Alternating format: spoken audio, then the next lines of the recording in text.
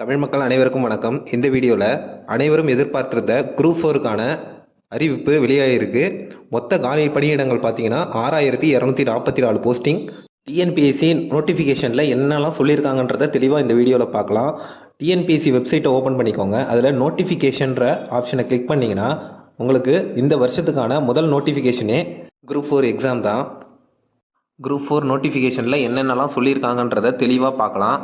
TNPSC முக்கியமான அறிவுரைகளை பற்றி இந்த நோட்டிஃபிகேஷனில் தெளிவாக சொல்லியிருக்கிறாங்க. தேர்வர்கள் தேர்வுக்கான தகுதியை உறுதி செய்தல், அதாவது எக்ஸாம் எழுதுகிறவங்க வெப்சைட்டில் அவங்க சொன்ன இன்ஸ்ட்ரக்ஷன் படி எல்லாமே பூர்த்தி செஞ்சு சரியான டீட்டெயில்ஸ் எல்லாம் கொடுக்கணும். இன்கேஸ் தவறாக டீட்டெயில்ஸ் ஏதாவது டைப் பண்ணி வச்சுருந்தாலோ இல்லை கொடுத்துருந்தாலோ உங்களுடைய விண்ணப்பம் நிராகரிக்கப்படும் அப்படின்னு சொல்லியிருக்காங்க தெளிவாக. அடுத்ததாக முக்கியமான நாட்கள் மற்றும் நேரம், அதாவது நோட்டிஃபிகேஷன் இன்னைய தேதியில் வெளியிட்டிருக்கிறாங்க. இன்னைய தேதியிலேருந்தே நீங்கள் அப்ளிகேஷன் ஆன்லைனில் அப்ளை பண்ண ஆரம்பிச்சிடலாம். எக்ஸாமுக்கு ஆன்லைனில் தான் அப்ளை பண்ணணும். ஆன்லைனில் அப்ளை பண்ணுறதுக்கான கடைசி தேதி பார்த்தீங்கன்னா February 28, 2024. ஒரு மாதம் டைம் கொடுத்துருக்காங்க. அதனால் முடிஞ்ச அளவுக்கு இந்த வாரத்திலேயே எக்ஸாமுக்கு அப்ளை பண்ணிடுங்க. கடைசி நாளில் அப்ளை பண்ண முடியாது, ஏன்னா ஒரே நாளில் பல பேர் அப்ளை பண்ணுறதுனால வெப்சைட் பிஸி ஆகிடும். அதனால் இந்த வாரத்திலே அப்ளை பண்ணிடுங்க. அப்ளிகேஷன் சப்மிட் பண்ணதுக்கப்புறம் ஏதாவது சேஞ்சஸ் பண்ணணும்னா உங்களுக்கு ஒரு 3 நாள் டைம் கொடுத்துருக்காங்க. அதாவது February 4, February 5, February 6 இந்த 3 நாட்களில் உங்களுடைய அப்ளிகேஷனில் ஏதாவது சேஞ்சஸ் பண்ணணும்னா நீங்கள் சேஞ்சஸ் பண்ணிக்கலாம். டிஎன்பிஎஸ்சி குரூப் 4க்கான தேர்வு பார்த்தீங்கன்னா 9/6/2024, அதாவது ஜூலை மாதம் 9ஆம் தேதி காலையில் 9:30 மணிலேருந்து மதியம் 12:30 வரைக்கும் 3 மணி நேரம் எக்ஸாம் நடக்கும்.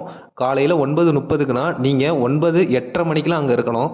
அடுத்ததாக தடை செய்யப்பட்ட பொருட்கள், எக்ஸாம் சென்டருக்கு எக்ஸாம் எழுத போகும்போது mobile phone, electric watch, electric calculators, rings, அதாவது மோதிரம், bluetooth, communication chips, recording device இது எதுவுமே எடுத்துகிட்டு போகக்கூடாது.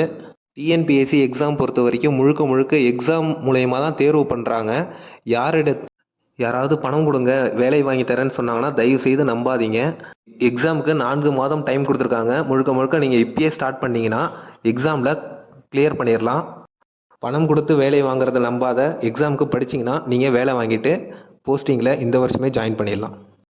அடுத்ததாக எந்தெந்த போஸ்டிங்க்கு எவ்வளோ காலி பணியிடங்கள்ன்றதை பார்க்கலாம்.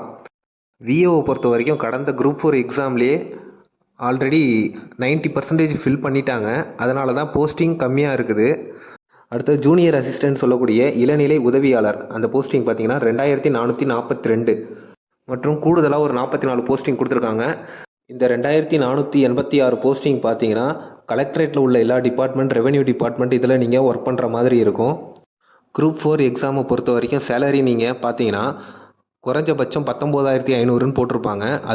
அது பேசிக் சேலரி. அது கூட டிஏ, ஹெச்ஆர்ஏ இது எல்லாம் சேர்த்து கணக்கு பண்ணால் குறைஞ்சது 23,000லேருந்து 26,000 வரைக்கும் நீங்கள் ஸ்டார்டிங் சேலரியே வாங்கிக்கலாம். இளநிலை உதவியாளர்னு சொல்லக்கூடிய ஜூனியர் அசிஸ்டண்ட் போஸ்டிங் பார்த்தீங்கன்னா அதர் டிபார்ட்மெண்ட்லேயும் கொடுத்துருக்காங்க. அதாவது தமிழ்நாடு மகளிர் மேம்பாட்டு நிறுவனம், வக்பு வாரியம், தமிழ்நாடு குடிநீர் வடிகால் வாரியம், தமிழ்நாடு சிறு தொழில் கழகம் இதெல்லாம் கணக்கு பண்ணிங்கன்னா 118 போஸ்டிங். இந்த முறை டைப்பிஸ்ட்டுன்னு சொல்லக்கூடிய தட்டச்சர் பணியிடங்களுக்கு அதிகமான வேக்கன்சியை ஒதுக்கீடு பண்ணியிருக்கிறாங்க. அதாவது 1705 வேக்கன்சி டைப்பிஸ்ட்டுக்கு நீங்கள் ஒதுக்கீடு பண்ணியிருக்காங்க. டைப்பிஸ்ட் சர்டிஃபிகேட் வச்சுருந்தீங்கன்னா கண்டிப்பாக உங்களுக்கு ஒரு போஸ்டிங் கன்ஃபார்மாக இருக்கும். அதனால் எக்ஸாமுக்கு நீங்கள் படிக்க ஆரம்பிச்சிடலாம். ஸ்டெனோ டைப்பிஸ்ட் வேக்கன்சி பார்த்தீங்கன்னா 445 வெளியிட்டிருக்கிறாங்க. இதுக்கு சேலரி குறைஞ்சபட்சம் 24,000லேருந்து அதிகபட்சம் 26,000 வரைக்கும் ஸ்டார்டிங் சேலரியே இருக்கும். அடுத்ததாக பால் அளவையாளர் 15 போஸ்டிங், ஆய்வக உதவியாளருக்கு 25 போஸ்டிங், பில் கலெக்டர்னு சொல்லக்கூடிய வரி தண்டலர் 66 போஸ்டிங் ஒதுக்கீடு பண்ணியிருக்கிறாங்க. முதுநிலை தொழிற்சாலை உதவியாளர் 49 போஸ்டிங்.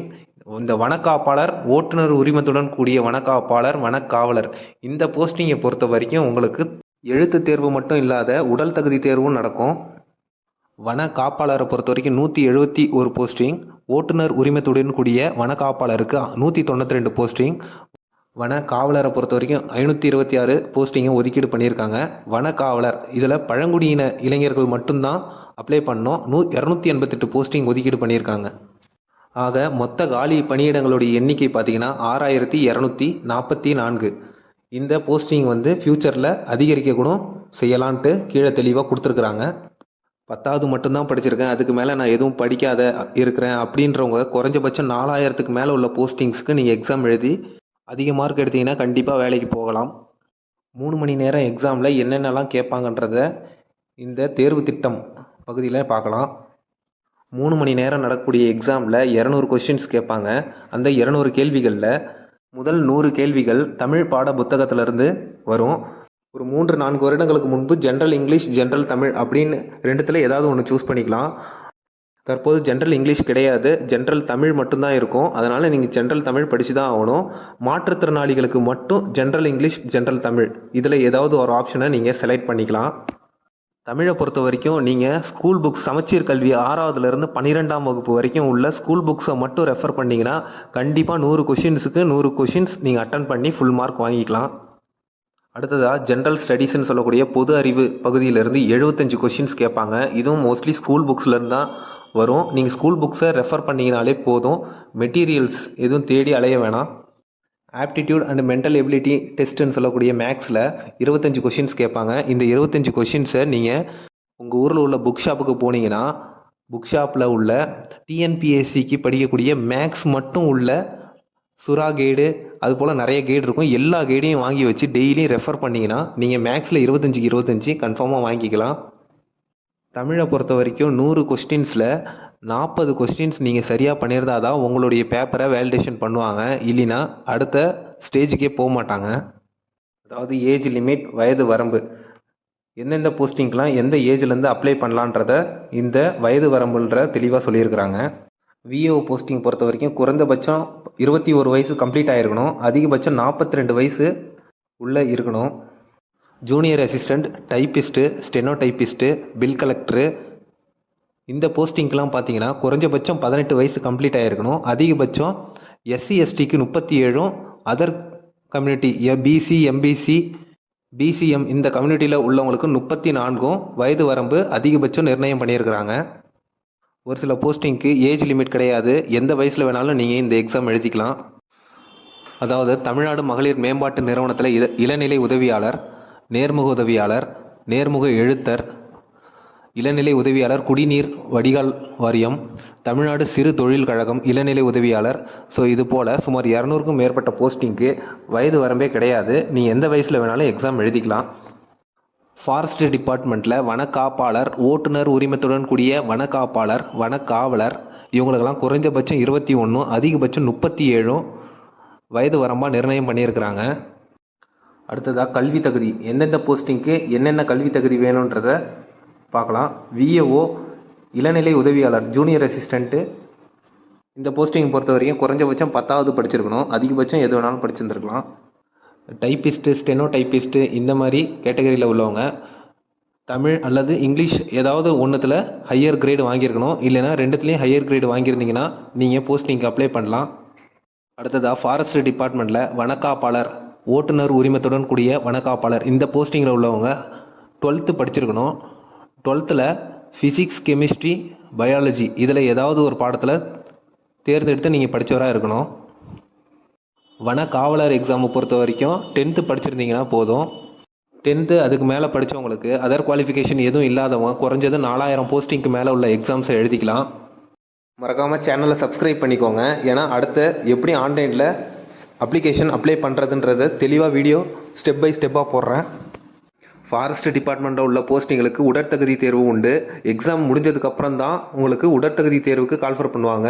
ஸோ நீங்கள் ஃபஸ்ட்டு எக்ஸாமுக்கு ஃபோக்கஸ் பண்ணுங்கள். உடற்தேர்வி தகுதிக்கு அழைக்கும் போது உடற்தகுதி சான்றிதழ் மருத்துவர்கிட்ட நீங்கள் வாங்கி வச்சுக்கோங்க. அரசு மருத்துவர்கிட்ட தான் வாங்கணும் உடற்தகுதி சான்றிதழ். மத்திய மற்றும் மாநில அரசு கவர்மெண்ட் ஸ்டாஃபாக இருக்கிறவங்க தடையின்மை சான்று, நோ அப்ஜெக்ஷன் சர்டிஃபிகேட் உங்களுடைய ஹையர் அஃபீஷியல்கிட்ட கையெழுத்து வாங்கி வச்சுக்கோங்க. இதுக்கான ஃபார்மேட் நோட்டிஃபிகேஷன்லேயே பேஜ் நம்பர் 38 இருக்குது, அதை டவுன்லோட் பண்ணி வச்சுக்கோங்க. நோட்டிஃபிகேஷன் டிஸ்கிரிப்ஷனில் லிங்க் கொடுக்குறேன், டவுன்லோட் பண்ணி வச்சுக்கோங்க.